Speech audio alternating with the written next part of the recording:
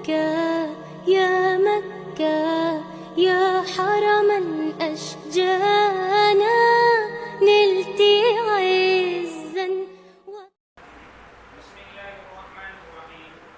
وعن ابي هريره رضي الله عنه قال قال رسول الله صلى الله عليه وسلم الايمان بضع وسبعون شعبه فافضلها قول لا اله الا الله وادناها اماطه الاذى عن الطريق والحياء شعبه من الايمان متفق عليه. حضرت ابو ہریرہ رضی اللہ تعالیٰ عنہ سے مروی ہے، وہ فرماتے ہیں کہ اللہ کے رسول صلی اللہ علیہ وسلم نے فرمایا، ایمان کے 70 سے زائد شعبے ہیں، ان میں سے افضل شعبہ لا الہ الا اللہ کا قول ہے، اور ادنا شعبہ راستے سے تکلیف دہ چیزوں کو ہٹانا ہے، اور حیا ایمان کا شعبہ ہے۔ یہ روایت متفق علیہ ہے، یعنی بخاری اور مسلم نے دونوں نے اس روایت کو نقل کیا ہے۔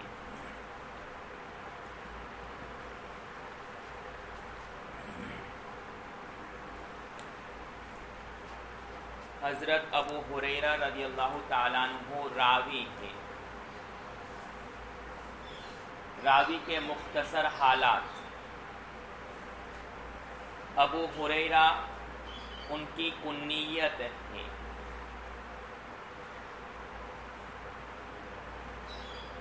ان کے اصل نام میں اختلاف ہے۔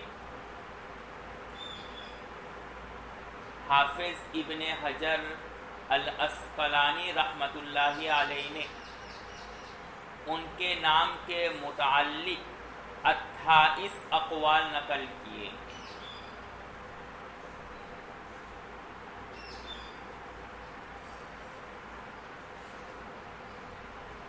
مشہور اقوال یہ ہے کہ زمانہ جاہلیت میں آپ کا نام عبد الشمس یا عبد عمرو تھا،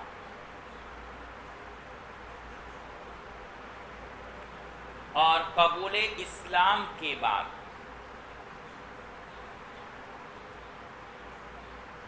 آپ کا نام عبداللہ یا عبد الرحمن یا عبد الرحمن تھا۔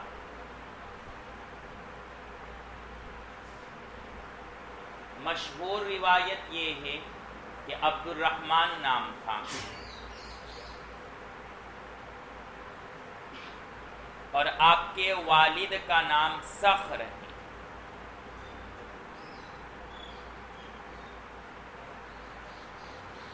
صحابہ میں سب سے زیادہ مرویات انہی سے منقول ہیں۔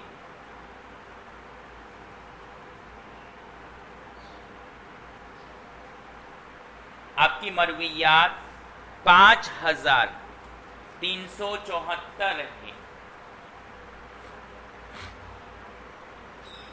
5374 ہیں۔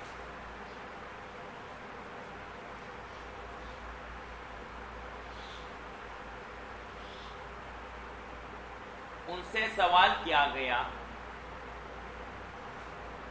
کہ دیگر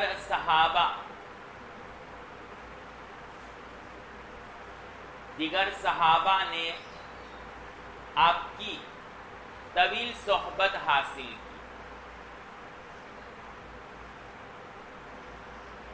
جبکہ آپ کی صحبت کی مدت تقریباً 4 سال ہے۔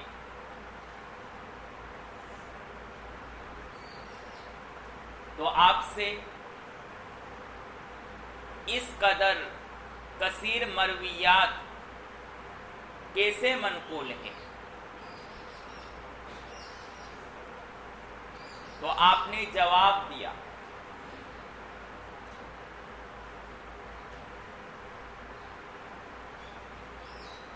کہ انصاری صحابہ زراعت میں مصروف رہتے تھے، انصاری صحابہ اپنی زراعت میں مصروف رہتے تھے، اور مہاجرین صحابہ تجارت کرتے تھے.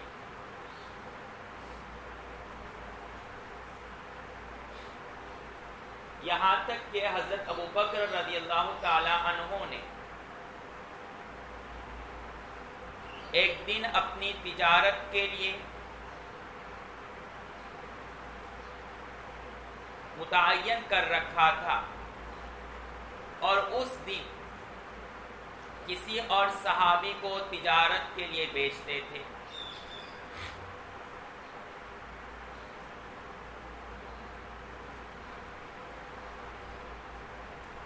اور جس دن وہ صحابی تجارت کے لیے نہیں جاتے، وہ اللہ کے رسول کی مجلس میں آ کر کے درس میں شریک ہوتے.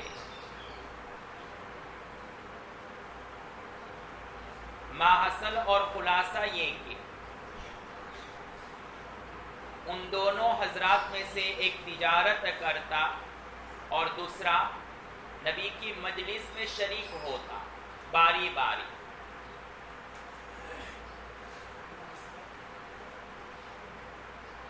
اور جو شریک نہیں ہو پاتا شریک ہونے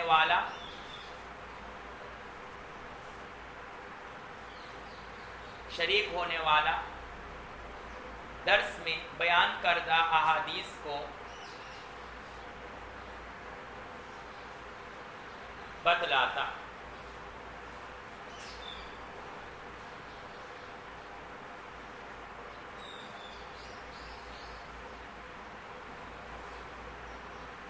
تو حضرت ابو ہریرہ فرماتے ہیں کہ میرے ذمے نہ زراعت تھی نہ تجارت.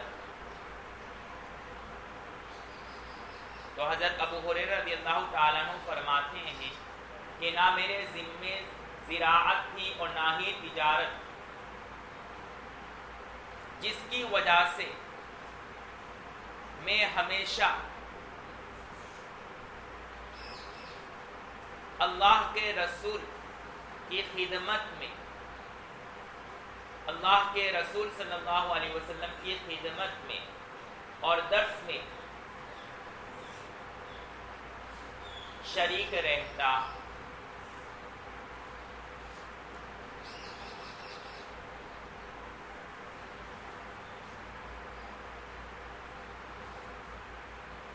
اور مسلسل درس میں شریک ہونے کی وجہ سے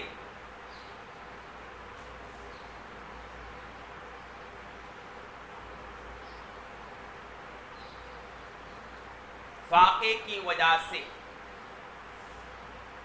بے ہوشی طاری ہو جاتی.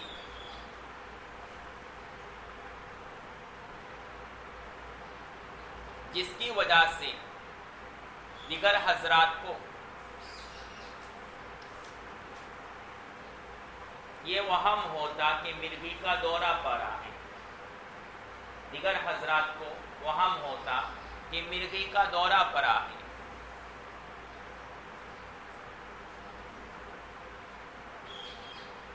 حالانکہ فاقہ کی وجہ سے میں بے ہوش ہو گیا ہوں. حالانکہ فاقہ کی وجہ سے میں بے ہوش ہو چکا ہوتا.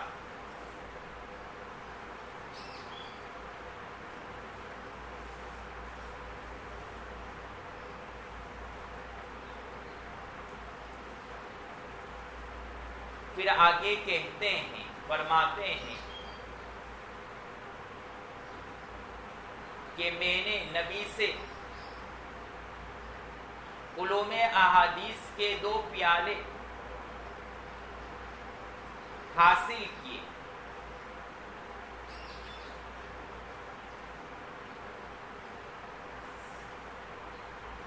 جس میں سے ایک پیالہ میں نے امت کے سامنے پیش کیا.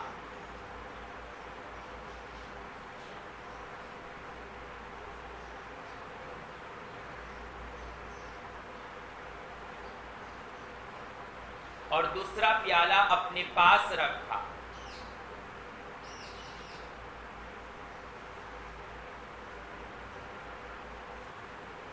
اس لیے کہ مجھے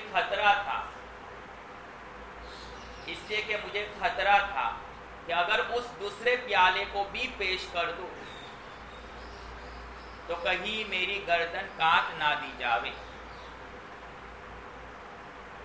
اس دوسرے پیالے کو پیش کر دو تو کہیں میری گردن کاٹ نہ دی جائے.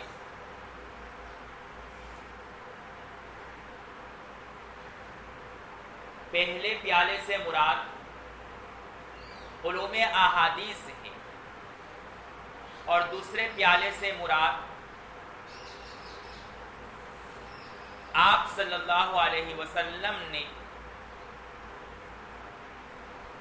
جو پیشین گوئیاں سلاطین وغیرہ کے متعلق آپ کو بتلائی تھی، جو پیشین گوئیاں سلاطین بادشاہ کی جمع سلطان، وہ پیشین گوئیاں جو سلاطین کے متعلق آپ نے ان کو بتلائی، اور دوسرے پیالے سے مراد وہ پیشین گوئیاں ہے جو آپ نے سلاطین کے متعلق آپ کو بتلائی.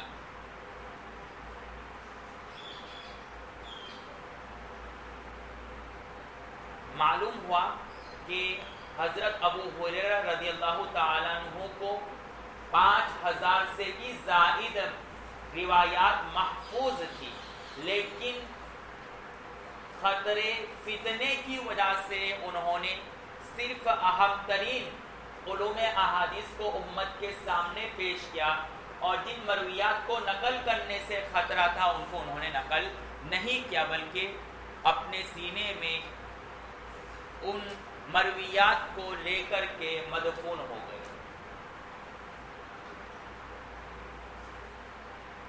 آپ کا نام، آپ کی کنیت ابو ہریرہ کیسے پڑی؟ اس سلسلے میں 3 اقوال ہیں.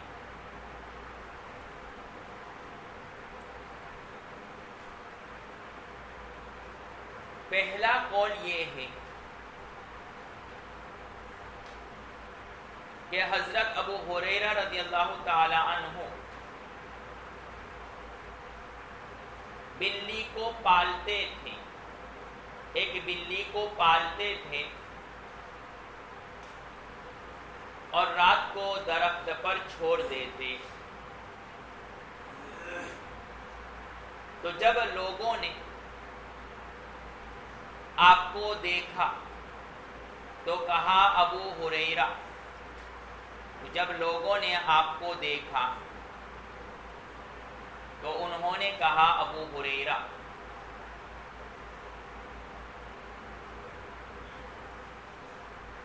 دوسرا قول یہ ہے کہ ان کے والد نے ان کو بلی کے ساتھ کھیلتے ہوئے دیکھا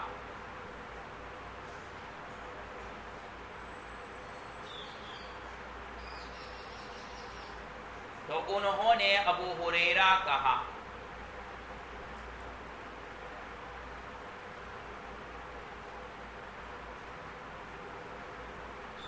اور تیسرا قول یہ ہے کہ ان کے آستین میں بلی تھی.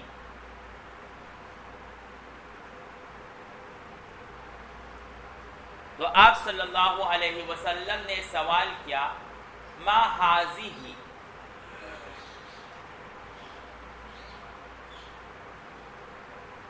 تو انہوں نے جواب دیا الہرہ.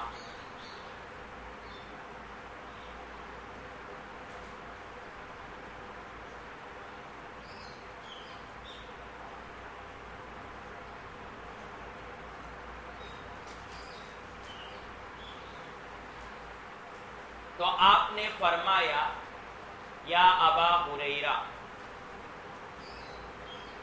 تو آپ نے فرمایا یا ابا ہریرہ،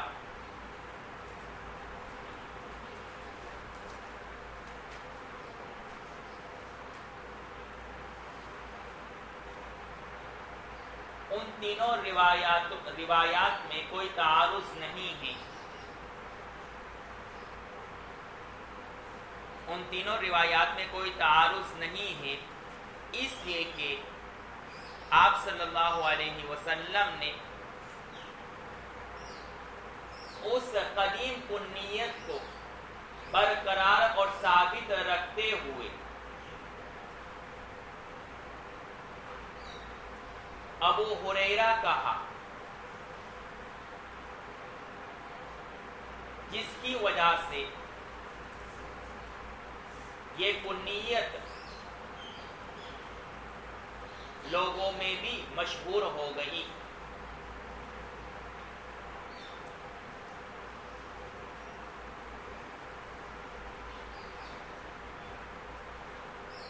اور اس کنیت کو اتنی شہرت حاصل ہوئی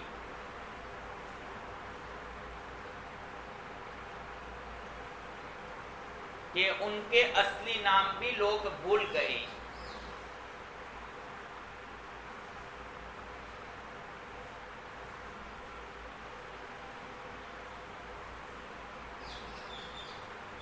یہی وجہ ہے کہ ان کے نام کے بارے میں اور متعلق میں کئی اقوال ہیں۔ یہی وجہ ہے کہ ان کے نام کے بارے میں کئی مختلف اقوال ہیں۔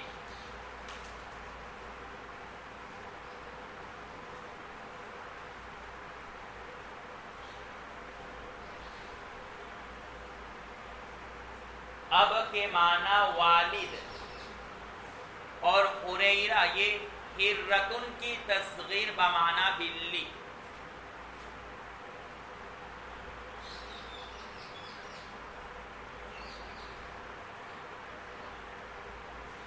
جس کا لفظی ترجمہ ہوتا ہے بلی کا باپ۔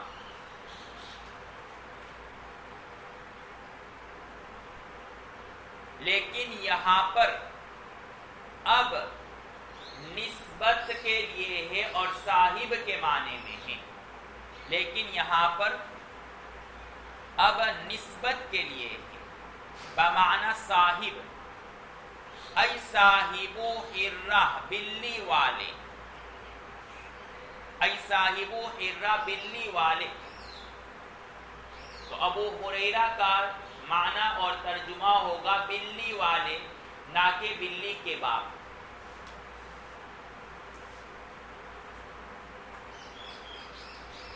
یہ اصل میں ایک اعتراض کا جواب ہے، یہ انسان ہے تو بلی کے باپ کیسے بن جائیں گے؟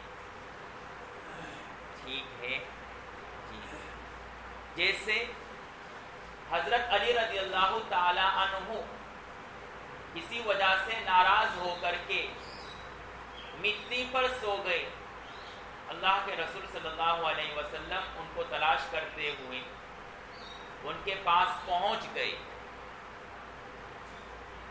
تو ان کو مٹی پر لیتے ہوئے دیکھا تو فرمایا یا ابا تراب قم۔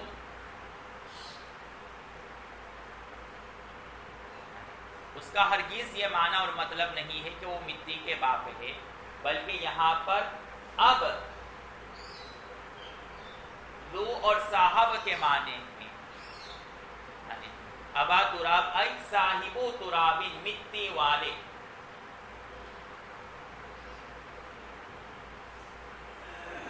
اور یہی مطلب اور معنی ہے ابو حنیفہ کا۔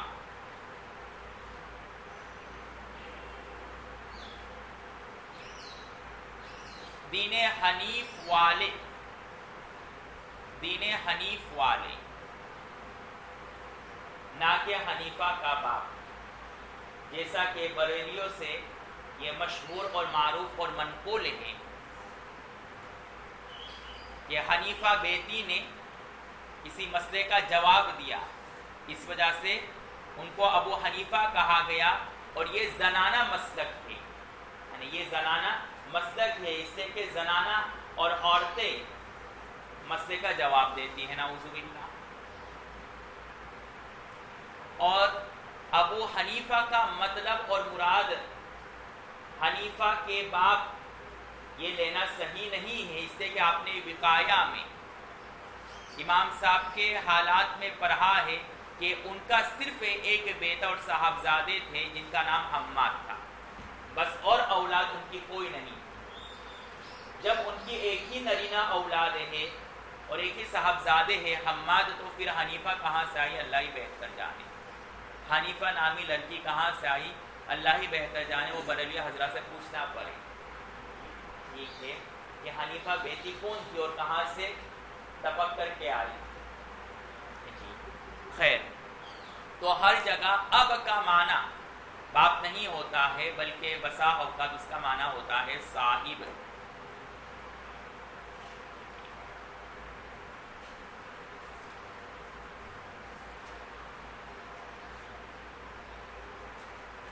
اس سے بات معلوم ہوئی کہ جانوروں سے اور اوصاف سے، جانوروں اور اوصاف کے ساتھ کنیت رکھی جا سکتی ہے. جانوروں سے اور اوصاف سے کنیت رکھی جا سکتی ہے.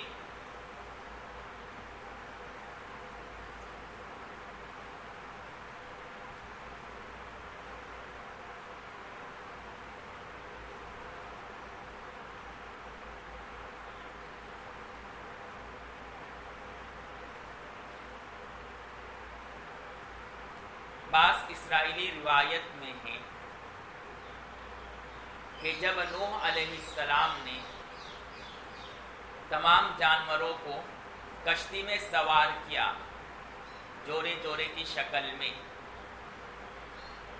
تو شیر کو بھی اس میں سوار کیا گیا. تو اس میں سوار ہونے والے انسان اور جانوروں نے کہا کہ اس سے ہمیں خطرہ ہے، یہ چھوڑے گا نہیں ہم لوگوں کو. تو اللہ نے اس کے اوپر بیماری مسلط کر دی، جس کی وجہ سے وہ مرض کی وجہ سے مرا جیسا. پھر چوہا بھی اس میں سوار ہو گیا. اس کے منہ میں جو بھی آئے، اس کے سامنے جو بھی آئے، اس کو اپنا لقمہ اجل بنا لیتا ہے چوہا، کسی چیز کو چھوڑتا نہیں ہے. تو اب اس سے بھی لوگوں کو خطرہ لاحق ہوا، تو کہا کہ اس سے بھی ہمیں نجات مل جائے، ورنہ کھانے پینے کی چیزیں سب یہ کھا جائے گی، ہم کسی کے لائق نہیں رہیں گے، کھانے پینے کے لالے پڑ جائیں گے. تو بیماری میں اس شیر سے چھینک نکل آئی، جس کی وجہ سے بلی پیدا ہو گئی،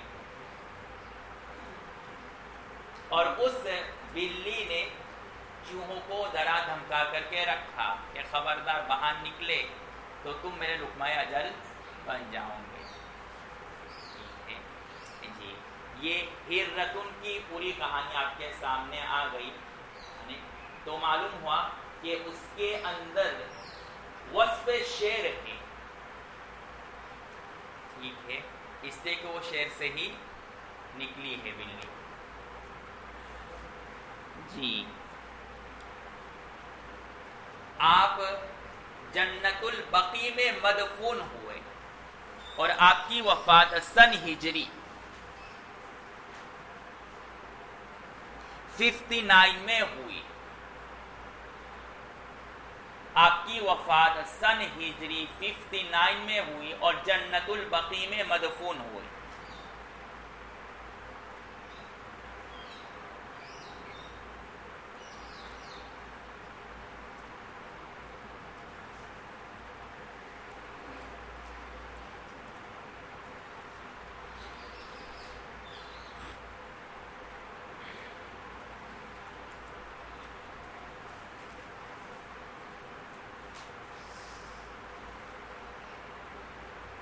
یہ راوی کے مختصر حالات تھے جو آپ کے سامنے پیش کیا گیا ہے. اب آتے ہیں نفس حدیث کی طرف.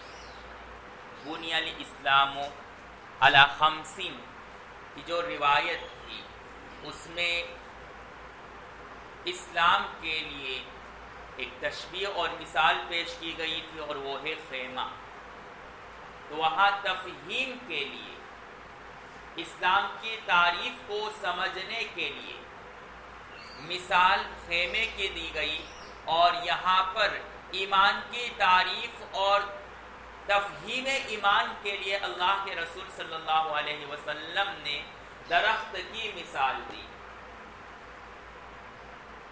جیسا کہ شاہ صاحب رحمت اللہ علیہ نے حجت البالغہ میں فرمایا کہ ایمان کی مثال درخت سی ہے کہ جو تنا ہے، جڑ ہے، وہ ایمان ہے، اور اس درخت پر جو شاخیں اور ٹہنیاں ہے وہ اعمال ایمان ہیں۔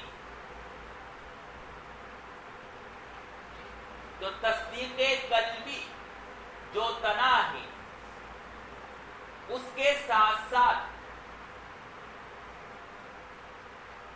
اعمال جو ٹہنی کے درجے میں ہیں وہ جس قدر زیادہ ہوں گے، جس قدر پھیلے ہوئے ہوں گے، اتنا اس درخت کا فائدہ بڑھتا جائے گا۔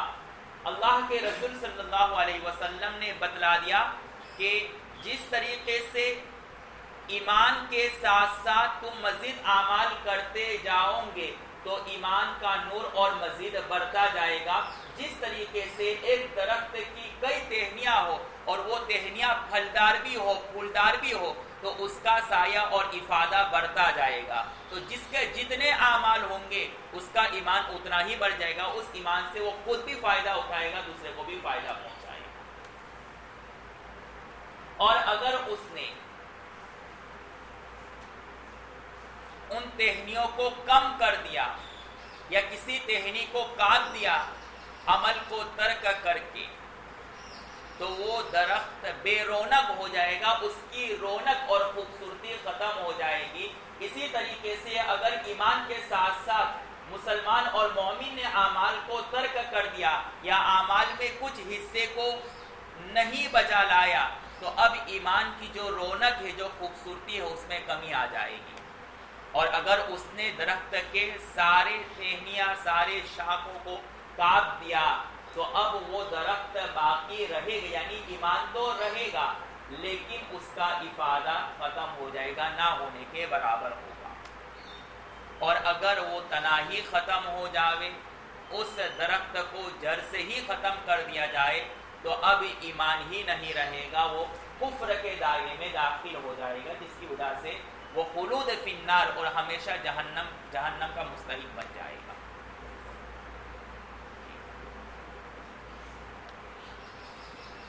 الایمان بضع وسبعون شعبۃ،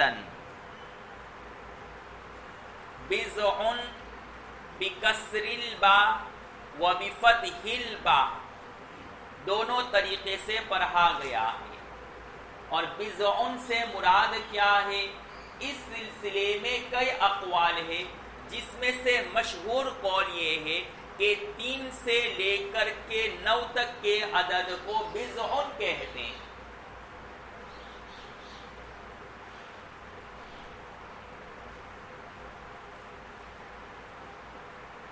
اور بضع کا لغوی معنی ہے ٹکڑا۔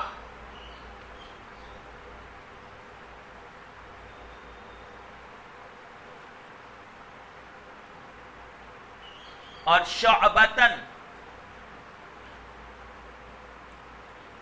اس کے معنی ہے شاخ۔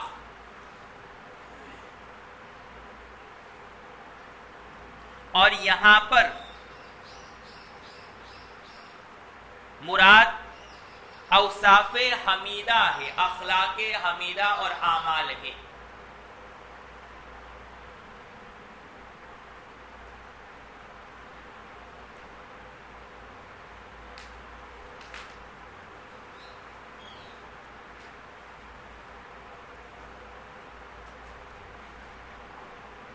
راوی سے متعلق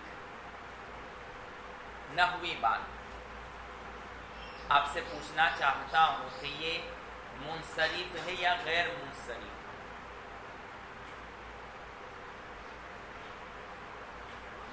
ابو ہریرہ، راوی ابو ہریرہ نحوی طور پر منصرف ہے یا غیر منصرف؟ دو سبب کیا ہیں؟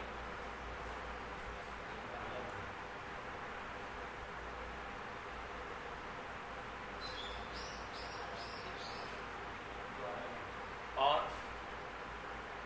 غیر منصرف کے لیے 2 سبب اچھا ہے۔ جی منصرف ہے اور یہ کہہ رہے غیر منصرف جی اس میں دو قول ہیں. ایک قول یہ ہے کہ یہ منصرف ہے اس لیے کہ غیر منصرف کے لیے دو سبب چاہیے اور یہاں پر صرف ایک ہی سبب ہے اور وہ ہے تانیث, اور دوسرا سبب علم ہونا وہ موجود نہیں ہے اس لیے کہ ہریرہ یہ اب کا نام نہیں ہے, یہ اب سے متعلق نہیں بلکہ اب کا ایک جز ہے, یہ مستقل کوئی نام نہیں ہے. ٹھیک ہے, لیکن محدثین کے نزدیک شائع لغت اور فصیح لغت یہ ہے کہ یہ غیر منصرف, اس کو غیر منصرف پر آ جائے گا. اور پہلا سبب ہے تانیث اور دوسرا سبب یہ ہے کہ اس پورے کلمے کو اضافت کو کلمہ واحد کا درجہ دے کر کے علم مانا جائے. اگر الگ الگ جز مانتے ہیں تو ہریرہ اب کا علم اور نام نہیں ہے بلکہ یہ تو بلی کا نام بلی ہے. لیکن اگر اب اور ہریرہ دونوں جز کو ملا کر کے یعنی اضافت کو کلمہ واحد کا درجہ دے کر کے مستقل ایک نام مان لیا جاوے اور علم کا درجہ دے دیا جاوے تو اب یہ غیر منصرف پر آ جائے گا. دو سبب پائے جانے کی وجہ سے, ایک سبب علم اور دوسرا سبب تانیث.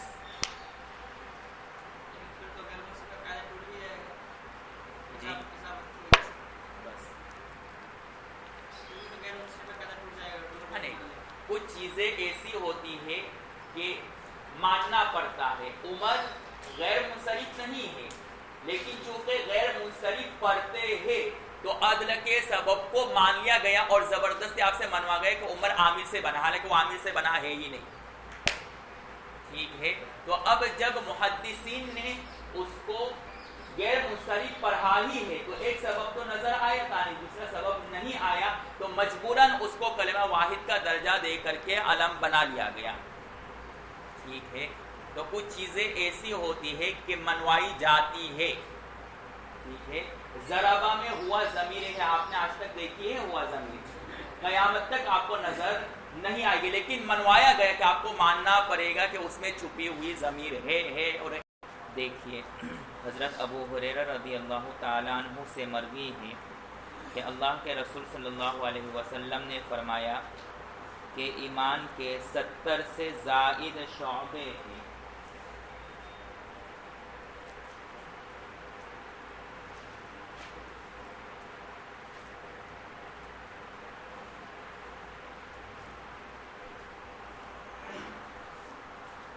افضل شعبہ لا الہ الا اللہ کا قول ہے اور ادنا شعبہ راستے سے تکلیف دہ چیز کو ہٹانا ہے اور حیا ایمان کے شعبے میں سے ہے. متفقن علیہ. جیسا کہ صبح میں بتلا دیا گیا ہے کہ بضعن کا معنی کیا ہے.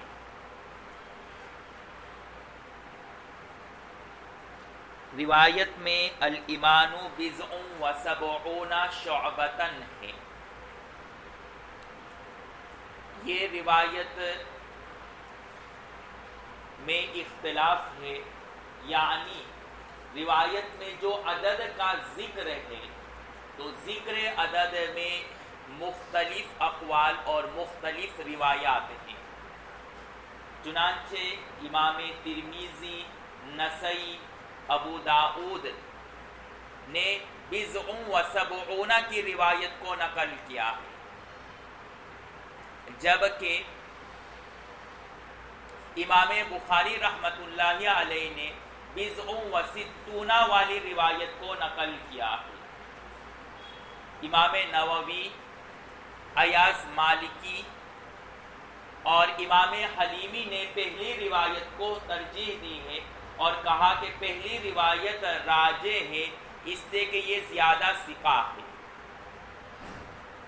اور ابن الصلاح نے دوسری روایت یعنی بخاری کی روایت کو ترجیح دی ہے اس لیے کہ اس میں 60 کا عدد ہے جو کہ اقل ہے 70 کے مقابلے میں, اور اقل متیقن ہے اکثر کے مقابلے میں. اس وجہ سے ابن الصلاح نے دوسری روایت یعنی بخاری کی روایت کو ترجیح دیا ہے. بہرحال عدد کے ذکر کرنے میں روایات میں تعارض ہے. دفع تعارض کے لیے وجہ تطبیق میں کئی اقوال ہیں. پہلا قول یہ ہے کہ عقل اکثر میں شامل ہے، یعنی سبعون میں ستون شامل ہے، اور یہ ایک دوسرے کے لیے منافی نہیں ہے، ایک دوسرے کی ضد نہیں ہے. مثلا کوئی شخص کہے کہ میرے پاس 50 روپیے ہیں، حالانکہ اس کے پاس جیب کے اندر 100 کی نوٹ ہے، تو یہ کسب نہیں ہوا، اس لیے کہ 50 100 کے اندر پہلے ہی سے شامل ہے. دوسرا قول کہ اللہ کے رسول صلی اللہ علیہ وسلم کو پہلے کم کا علم دیا گیا تھا، اس لیے 60 کہا کہ اسلام کے 7 شعبے ہیں، اور بعد میں اللہ کے رسول صلی اللہ علیہ وسلم کو زائد کا علم دیا گیا، اس لیے پھر اللہ کے رسول نے کہا 70 شعبۃ کہ اسلام کے 70 سے زائد شعبے ہیں.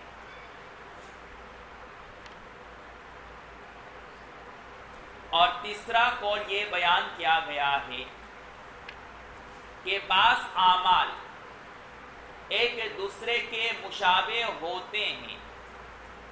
مثلا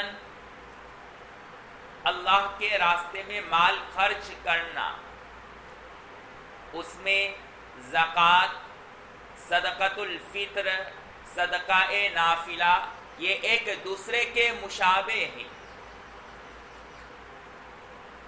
تو بعض روات نے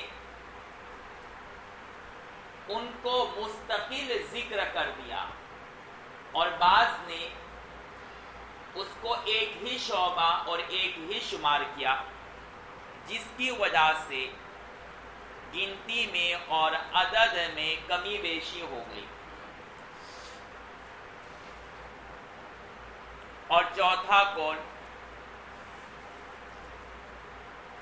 جس کو مفتی شبیر عثمانی دامت برکاتہم رحمت اللہ علیہ فتح الملہم میں تحریر کرتے ہیں کہ یہاں پر 67 جو الگ الگ عدد ہے دونوں روایات میں، وہ بطور تحدید کے لیے نہیں ہے، بلکہ مبالغہ کے طور پر تکثیر اور کثرت کو بیان کرنے کے لیے ہے. اب حدیث کا مطلب یہ ہوگا کہ ایمان کے شعبے بے شمار ہے، لا متناہی ہے. جیسا کہ کوئی کہتا ہے میں آپ کے پاس کروڑوں بار، سینکڑوں بار آیا، نبی پر لاکھوں درود، تو اس کا مطلب یہ نہیں کہ اس نے لاکھوں درود پڑھ لیا، بلکہ کثرت سے درود بھیجو. تو یہاں پر بھی یہی مقصود ہے کہ ایمان کے شعبوں میں تکثیر کو بتلانا مقصود ہے. لیکن اب سوال یہ ہوتا ہے کہ جب مبالغہ کے طور پر تکثیر کے لیے یہ عدد کو ذکر کیا گیا ہے تو 70 یا 60 ہی کو کیوں خاص کیا گیا؟ اور بھی دیگر عدد لا سکتے تھے. ٹھیک ہے، تو اس سلسلے میں فتح الملہم میں ہے کہ اصل بات یہ ہے کہ کچھ عدد زائد ہوتے ہیں، یعنی اس عدد کے اجزاء کا مجموعہ، اس عدد کے اجزاء کا مجموعہ اس عدد سے زائد ہو جائے. مثلا 12 عدد ہے، اس عدد کے اجزاء کے کل مجموعے 16 بنتا ہے. اس عدد کے جو اجزاء ہے، جب اس کے اجزاء بنائے جائیں گے تو کتنا بنے گا؟ 16. وہ بعد میں سمجھائیں گے، ابھی لکھتے رہیے. اور کچھ عدد ناقص ہوتے ہیں، یعنی اس عدد کے اجزاء کا مجموعہ اس عدد سے کم ہو. مثلا 4 عدد ہے، اس کا نصف کیا آتا ہے؟ 2، اور اس کا ربع کتنا آتا ہے؟ 1. تو نصف اور ربع دونوں اجزاء کے مجموعے کو ملاؤ تو کتنا بنے گا؟ 3. ہوا ناقص جی. اور اسی طریقے سے آپ یہ حساب لگائیں، کس میں؟ 12 میں نصف، سدس، ربع، ثمن کر کے، تو وہ پورا 16 بن جائے گا. جی.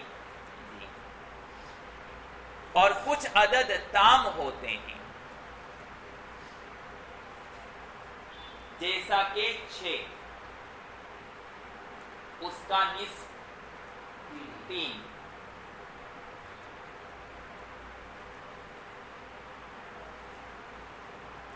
ربع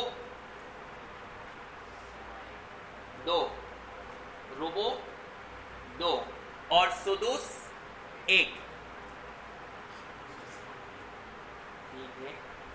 6 کا نصف 3، ربع 2 اور سدس 1، کل مجموعہ بنا 6. ٹھیک ہے. 6 کا نصف 3، ربع 2 اور سدس 6، تو کل مجموعے کو ملائیں گے تو بنے گا 6. تو اس عدد کو کیا کہتے ہیں؟ عدد تام. اور عدد تام یہ افضل ہے. عدد تام عدد کی پہلی 2 قسموں کے مقابلے میں افضل اور بہتر ہے. پھر مبالغہ کے طور پر عربی زبان میں احاد کو عشرات کہہ دیا جاتا ہے. تو اب 6 یہ عدد تام ہے. مبالغہ کے طور پر اس عدد احد کو عشرہ کر دیا گیا تو ہو گیا 60. کیا ہو گیا؟ 60. اب اس عدد تام کو کامل کرنے کے لیے ایک اور مزید عدد کا اضافہ کیا گیا تو ہو گیا 60 سے 70.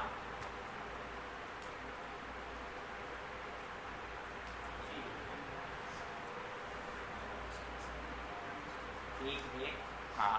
تو عدد تام کی تکمیل کے لیے اور مزید مبالغہ پیدا کرنے کے لیے اور اس عدد تام میں ایک مزید عدد کا اضافہ کیا گیا، یعنی 60 سے 70. پھر اسی 70 کو احدن کو عشرہ بنا دیا تو ہو گیا 70. کیا ہو گیا؟ 70. تو 60 سے ہو گیا 70. اس طریقے سے یہاں پر مبالغہ پیدا کیا گیا. تو اس عدد کو خاص طور پر بطور مبالغہ کے استعمال کرنے کی وجہ یہ ہے کہ یہ عدد تام ہے اور عدد تام افضل ہے مبالغہ کے لیے. اور مزید تکمیل اور اضافے کے لیے ایک اور عدد کا اضافہ کیا گیا تو 60 سے 70 ہو گیا.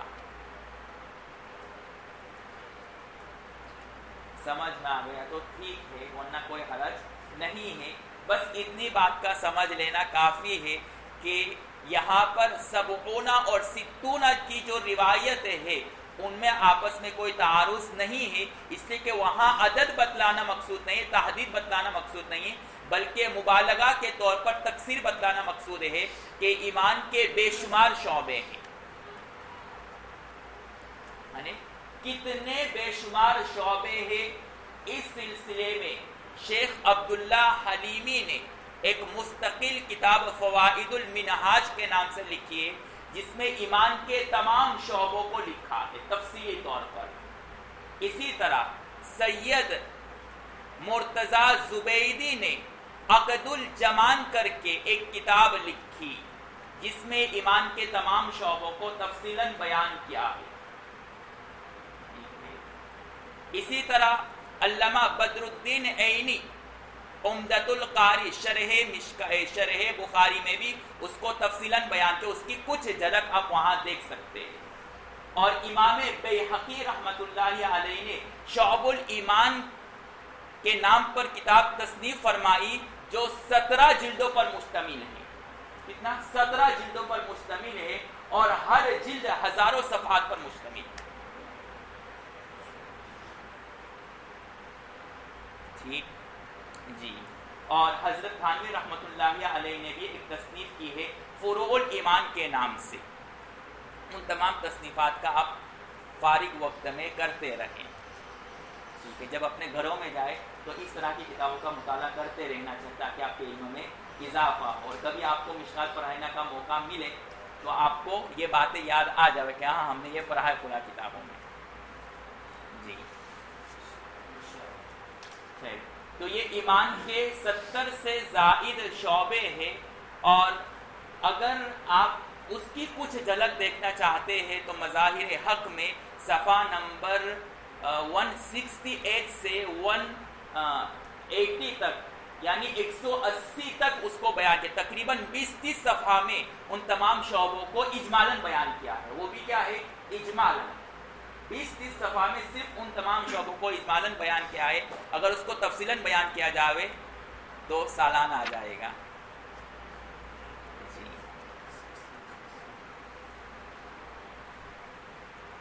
مظاہر حق جدید کی بات کر رہا ہوں.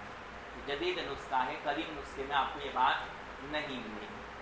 ٹھیک ہے. وہ تفصیلاً وہاں نہیں. وہ جو تفصیل مظاہر حق جدید میں ہے وہ قدیم میں نہیں ہے. اس لیے مظاہر حق جدید کا مطالعہ کرے, قدیم کا نہیں. اس میں اس قدر تفصیل موجود نہیں ہے.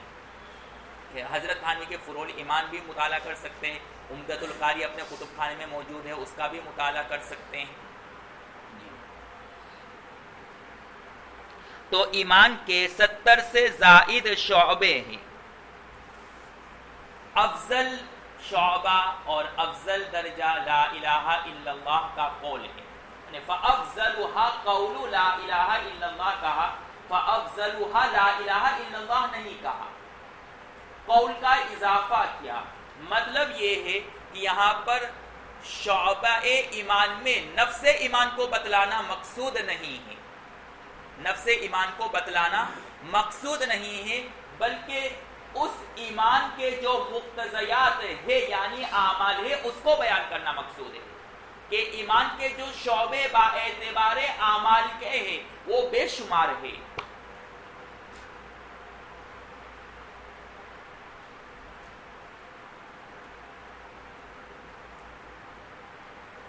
حدیث میں جو فا ہے اس میں 3 قول ہیں. فَأَفْضَلُهَا میں فا یا تو جزائیہ ہے, شرط محذوف ہے اس سے پہلے. دوسرا قول یہ ہے کہ یہ فاء تفصیلیہ ہے. پہلے اجمال تھا کہ 70 شعبے ہیں. اب وہ کون سے شعبے ہیں اس تفصیل کو فَأَفْضَلُهَا سے بیان ہے. افضلها سے تو فا یہ تفصیل کی یعنی اجمال کے بعد تفصیل کو بیان کرنے کے لیے ہے. اور تیسرا قول یہ ہے کہ یہ فاء تفریعیہ ہے یعنی پہلے والے جملے سے متفرع ہونے والا کلام کیا ہے؟ افضلها لا الہ الا اللہ. ایمان کا افضل شعبہ لا الہ الا اللہ ہے اور ادنا شعبہ ہے اماطۃ الاذی عن الطریق.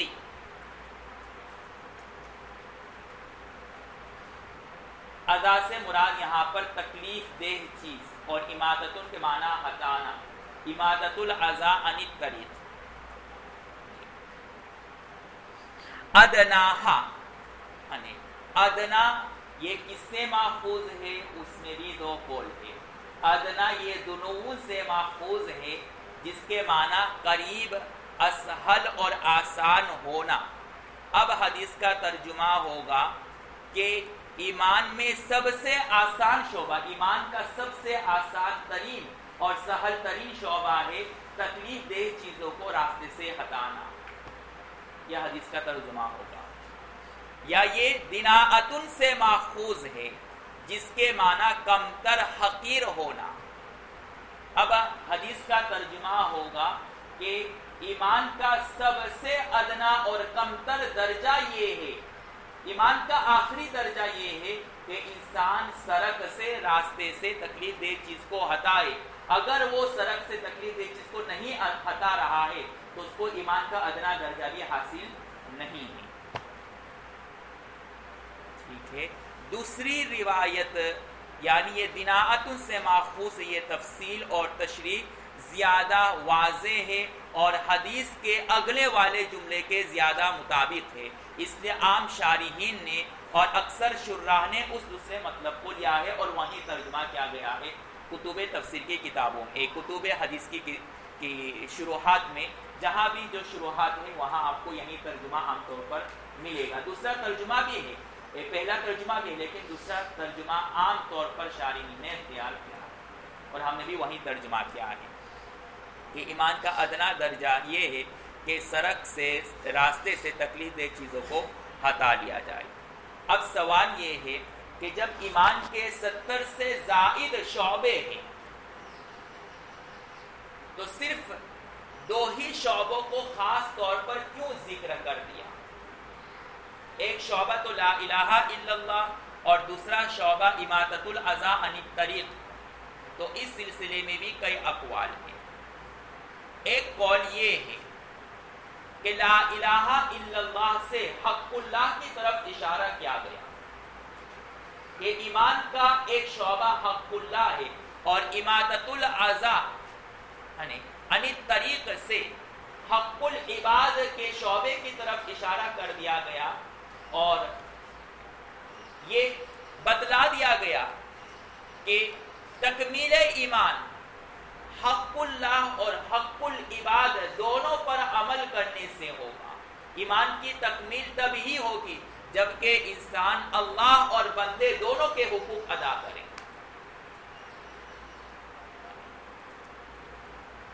اور شیخ عبد القادر جیلانی رحمت اللہ علیہ نے اسی بات کو دوسرے انداز میں یوں ارشاد فرمایا کہ ایمان کی تکمیل کے لیے 2 چیزیں ضروری ہے، ایک چیز ہے امر اللہ کی تعظیم اور دوسری چیز ہے اللہ کے بندوں کے ساتھ شفقت۔ یعنی تکمیل ایمان کے لیے ضروری ہے کہ انسان اللہ کے تمام اوامر کی تعظیم کرے اور ساتھ ساتھ میں بندوں کے حقوق بھی ادا کرے۔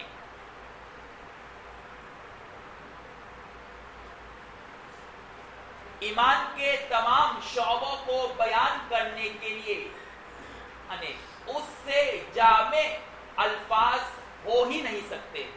اللہ کے رسول صلی اللہ علیہ وسلم نے اس مختصر سے جملے میں ایمان کے تمام شعبوں کو جس جامعیت کے ساتھ بیان کیا ہے، اس کے لیے اور کوئی اسلوب ہو ہی نہیں سکتا ہے، اس سے بہتر کوئی طریقہ ہو ہی نہیں سکتا۔ اس لیے کہ اگر ان تمام شعبوں کو بالتفصیل بیان کیا جاتا تو یہ تطویل کا سبب ہے جو سامع کے لیے اور مخاطبین کے لیے اکتاہٹ کا باعث ہے۔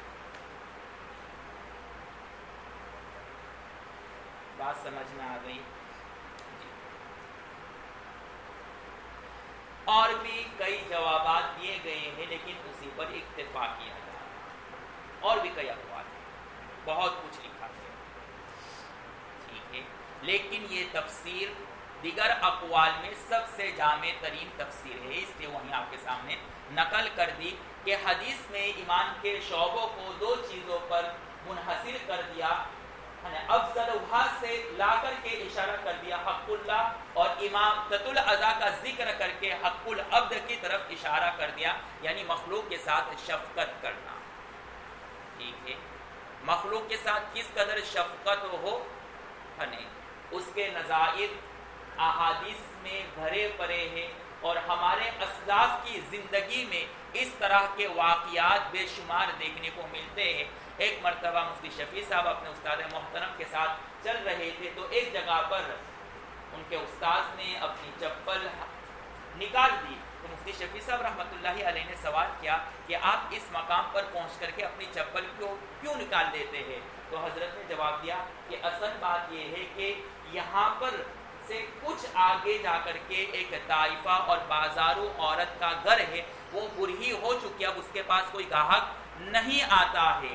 اب اگر ہم چپل پہن کر کے چلیں گے تو چپل کی آواز کو سن کر کے اس کے دل میں ایک طرح کی امید پیدا ہوگی کہ میرے پاس گاہک آ رہا ہے، حالانکہ ہم گاہک بن کر کے اس کے پاس جانے والے نہیں ہیں، تو ہم اس امید کو توڑ کر کے اس کے دل کو تکلیف نہیں دینا چاہتے ہیں۔ یہ ہمارے اسلاف تھے جنہوں نے ایک بازار و عورت کو بھی تکلیف دینا گوارا نہیں کیا، اس کو کہتے شفقت مال خل، ٹھیک ہے۔ اور شاہ مسیح اللہ خان صاحب کی حالت یہ تھی کہ وہ مچھر کو بھی نہیں مارتے تھے، اگر مچھر خون پی رہا ہے تو کہتے تھے یہ اس کا رزق ہے، یہ اس کے حق میں مقدر ہے، اس کو مت مارو، یہ اللہ کی مخلوق ہے۔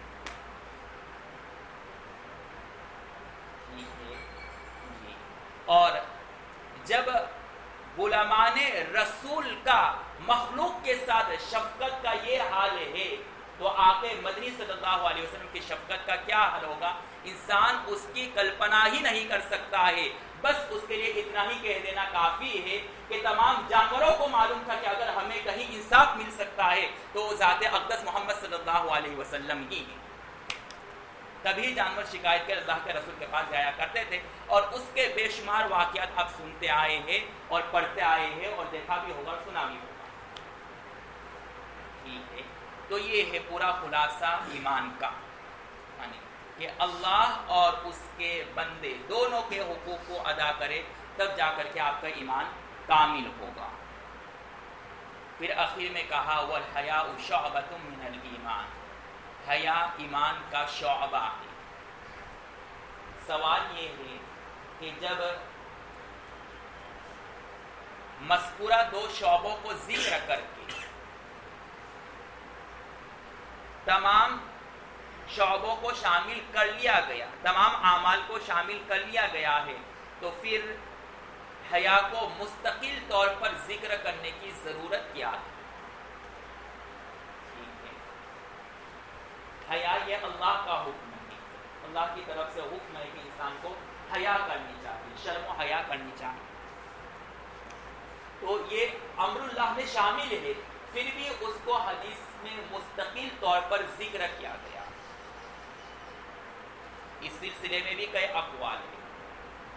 ایک قول یہ ہے کہ یہ تخصیص بعد تعمیم ہے،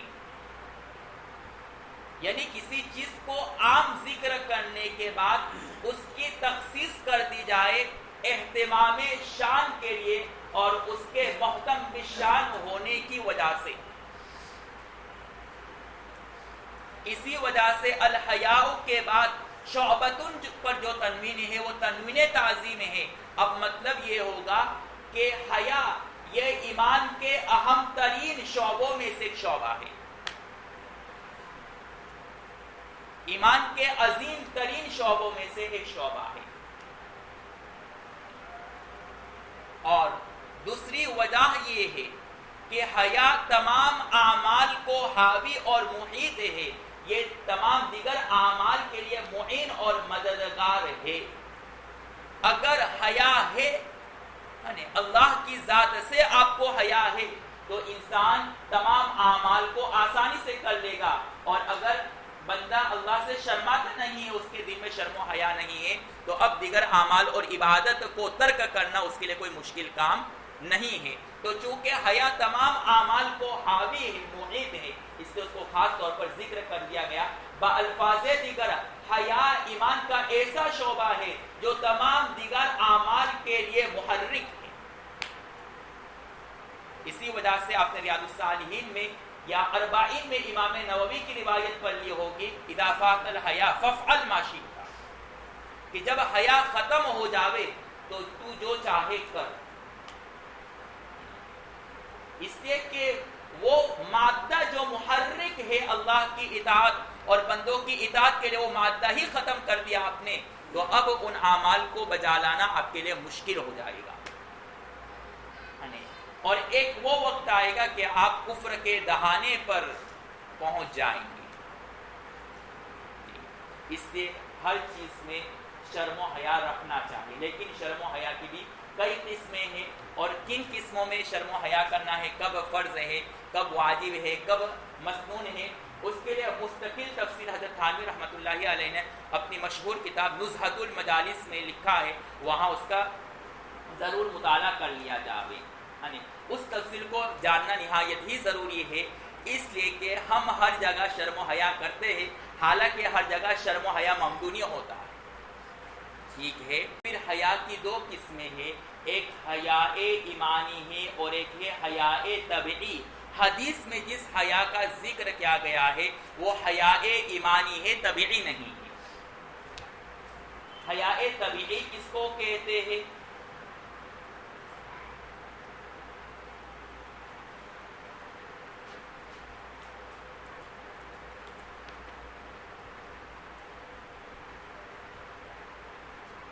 الحیاء الطبعی ہوا انکسار و تغیر یعتری علی الانسان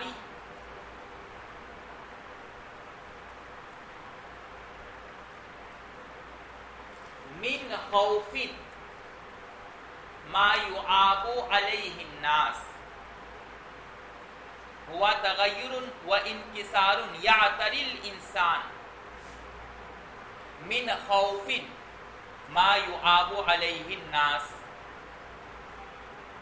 یہ حیاء طبعی کی تعریف، کیا ترجمہ ہوگا؟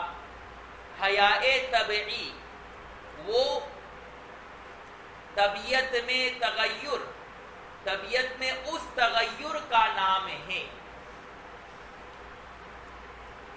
جس کی وجہ سے انسان کسی کام سے باز رہتا ہے تاکہ لوگ اس کی تحقیر اور ملامت نہ کریں۔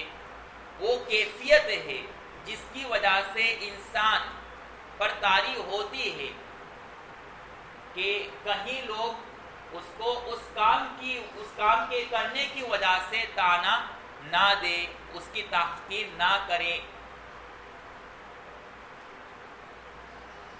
اور حیاء ایمانی جس کو حیاء شرعی کہتے ہیں، اس کی تعریف کیا ہے؟ ہوا خلق یبعث الانسان علی اجتناب المعاصی، یبعث الانسان علی اجتناب المعاصی وَيَمْنَعُهُ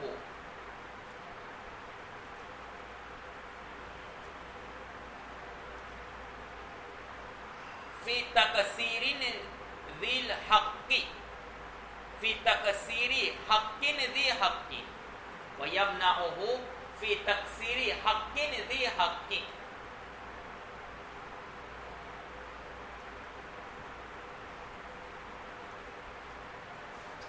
حیاء ایمانی یہ ہے، وہ طبیعت ہے، وہ اخلاق ہے جو انسان کو معاصی سے روکتا ہے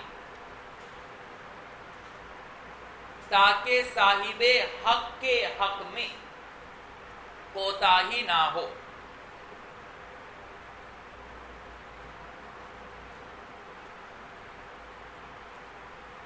تاکہ صاحب حق کے حق میں کوئی کوتاہی اور کمی نہ ہو۔